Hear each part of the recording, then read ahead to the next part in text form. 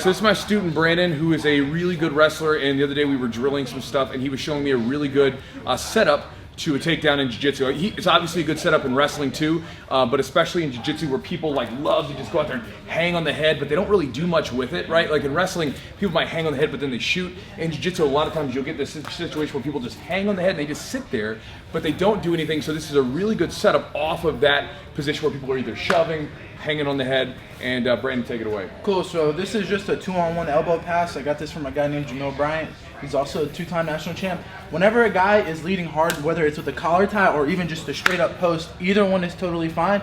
I'm going to time it. So he might touch, then I may clear it and then wait for him to do it again. Once he does it again, I go pause. I'll grab his wrist and I'll grab his elbow. From here, he's already pressuring into me, so I'm gonna step out of the way and move and pull him back. So I'm using his pressure to create this really big angle.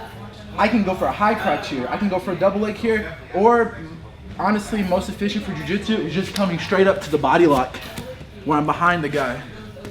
So different angle here. Yeah, so again, he touches, maybe I clear it. He touches again, I grab the wrist, I grab the elbow, I pull. I can shoot a high crotch, a double leg, or I can go straight to the body lock. One time. And so again, that's something that we've been working on a little bit, and I love that because again, that's something so simple, there's not a lot of risk to it. And again, in jiu-jitsu, a lot of times you will get guys that are either hanging on the head or even sometimes just a lot of times reaching and shoving. And so if you run into that sometimes when you're doing takedowns, give that a try next time you're rolling from the feet.